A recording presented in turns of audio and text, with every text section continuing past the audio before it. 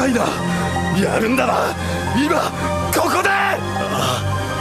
勝負は今ここで決める。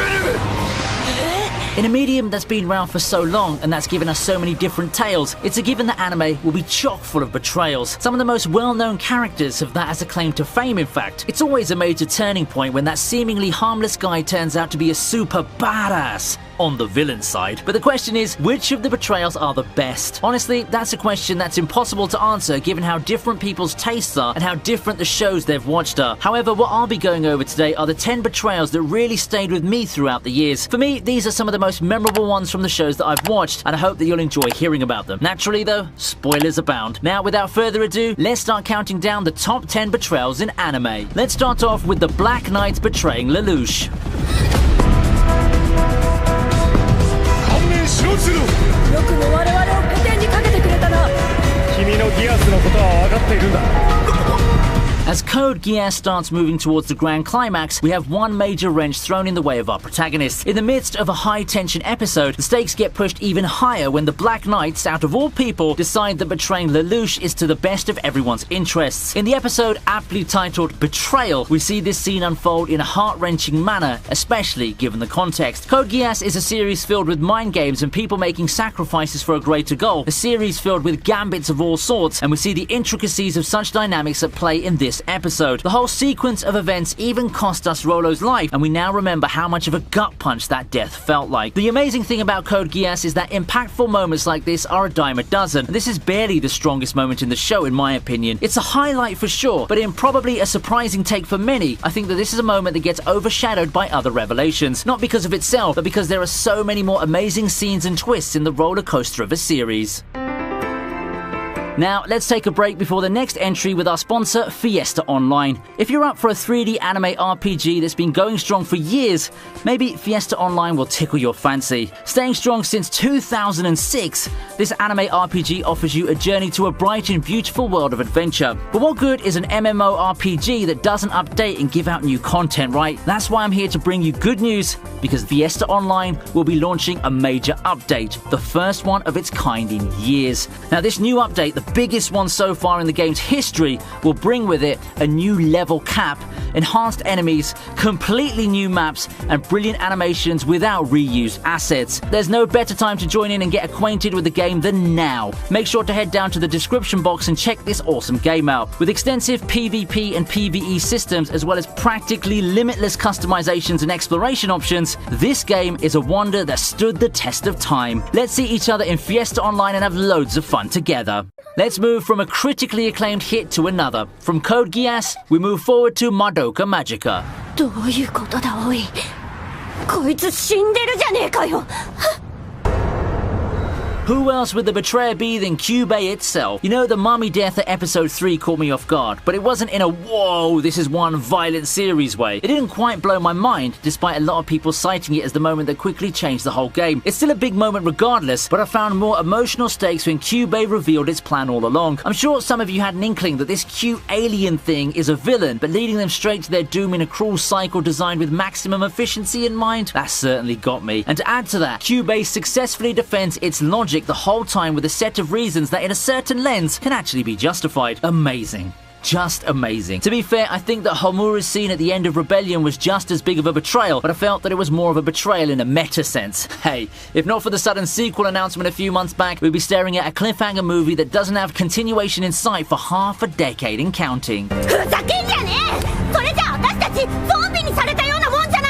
We proceed with another blockbuster with time travel shenanigans. Remember Moeka's reveal?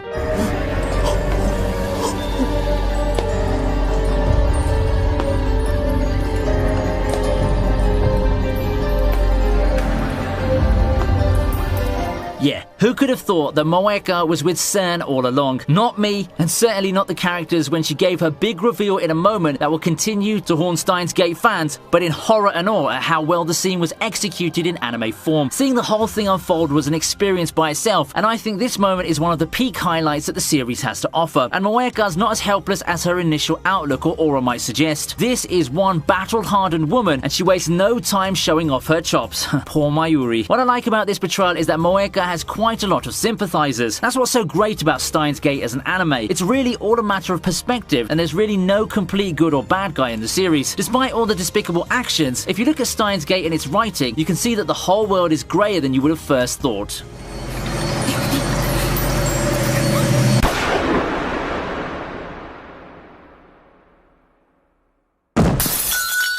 Hellsing finds its way to the list with Walter's betrayal.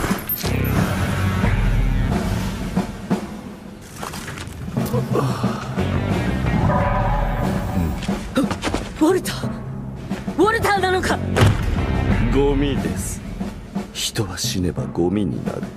Talk about a slow burn leading to a big reveal. We can't tell when Walter's defection to Millennium really started, but we all know that it's in there, simmering, getting ready until it finally leads to the big moment. Anyone expected Walter to be the guy who allowed the Valentine brothers to infiltrate Hellsing HQ? I didn't. I certainly didn't expect him to be Alucard's final enemy in the OVA, but the foreshadowing is there. It's been there all along. Ultimately, his fear of becoming old and useless takes precedence and pushes Walter to do what he does. Apparently, the only way to overcome that would be to defeat Alucard, something that didn't end up too well for him. There's light at the end of the tunnel, though. They say that redemption equals death, and we can see that with the finale of Walter's journey. As he meets his end, we once again see the nice guy underneath. おさらばです。お嬢様。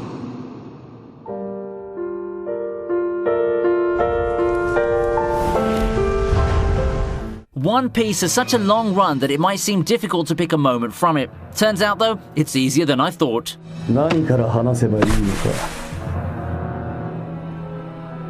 死にゆくあなたにはがっかりさせられた。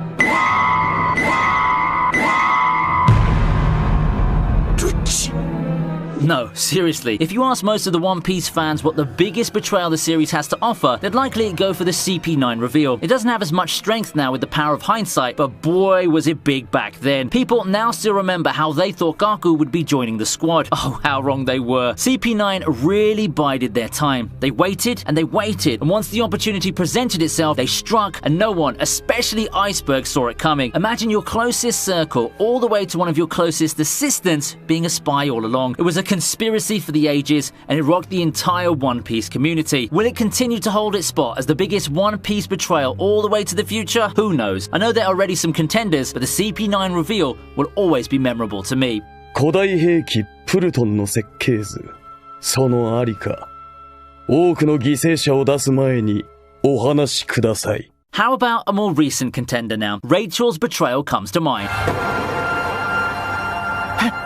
Imagine you're a guy who really simps so hard for this girl. To reunite with this friend of yours, you take the unimaginable first step and scale a tower of terrors. A tower full of dangers and tests, and you could find yourself succumbing to the horrors within every passing moment. That's how Balm felt, and that's how the story of Tower of God kicks off. Now, unreciprocated feelings hurt, right? When Balm finally reunites with Rachel inside the tower, and after all that he did for her in their brief time together, she drops the shocking revelation. You have to die here. Heartbreaking words to hear when you get pushed to your death. That's right after barely surviving a fight to the death. It must hurt, but on the bright side, it's situations like this that awaken the strongest character developments and changes in worldview.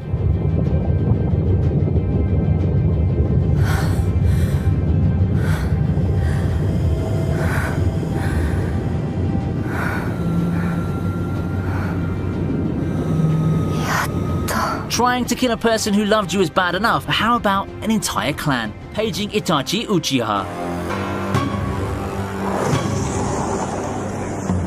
At this point, it's already a given that most people who are fans of Naruto already know of the Uchiha massacre. It's one of the hallmark moments of the series that serve as Sasuke's main motivation in defeating his brother. What kickstarted Sasuke's road for absolute power was his brother's betrayal and subsequent massacre of their clan. It's an even more amazing moment to see play out in anime form. With Tobi by his side, Itachi began the killings, and he left no one alive. No one except his brother, who's not even spared from the tortures of the Tsukuyomi. What I liked about this betrayal, however, is the eventual revelation that it's not as bad of a betrayal as it was initially portrayed. Part of me still finds it hard to justify what Itachi did, but rest assured, he's not a completely evil guy for doing it. We move on from one shonen betrayal to another that I feel is an even bigger surprise at third place. Aizen. Sayonara.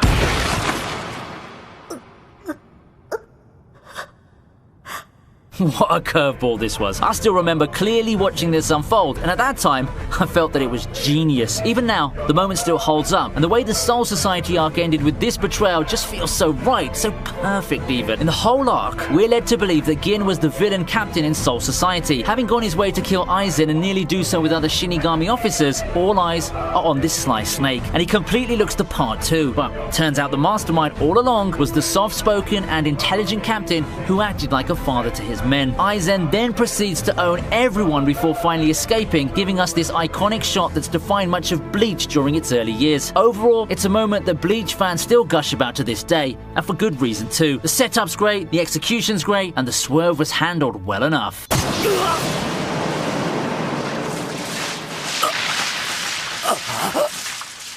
In second place, I'm gonna go for Reiner and Bertolt.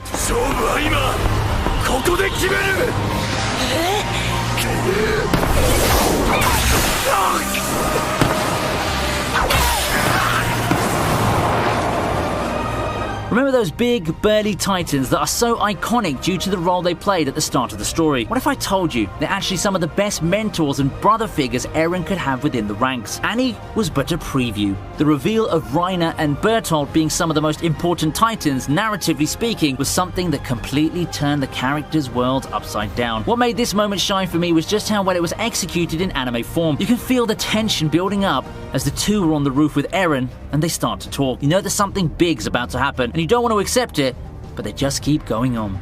Then the music hits a crescendo, and even though you want to deny it, the inevitable happens and all hell breaks loose. This is truly a moment that showcases the excellence that is the Attack on Titan anime. It blew my mind in manga form, but the anime just took the moment up an entire notch and gave me an experience that I will never forget.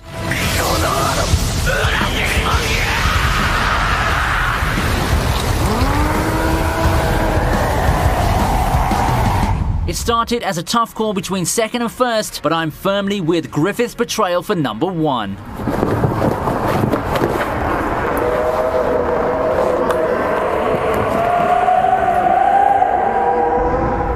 If you thought Aizen and the Reiner Bertolt reveal were game changers, wait till you see what Berserk has to offer. How could any Berserk fan forget this moment? Good betrayals have to be game changers that turn the whole perspective of a show upside down. The strongest betrayals come from our protagonist's dearest allies, and for Guts, I could only imagine how it felt to be betrayed by the leader of the Band of Falcon himself. The most iconic moment in the eclipse comes when Griffith finally succumbs to his emotions and gives rise to the Lord of Darkness. Femto's descent is met with rightful fright from both the characters and the audience. The whole sequence is the stuff of nightmares, and we all know how screwed Guts and Casca would have been had it not been for Skull Knight's timely arrival. Even though most Berserk adaptations were pretty underwhelming, I feel the movie adapted the eclipse really well. The 2016 series was a disgrace in terms of animation, but this one, even with all the CGI, I thought was done pretty well.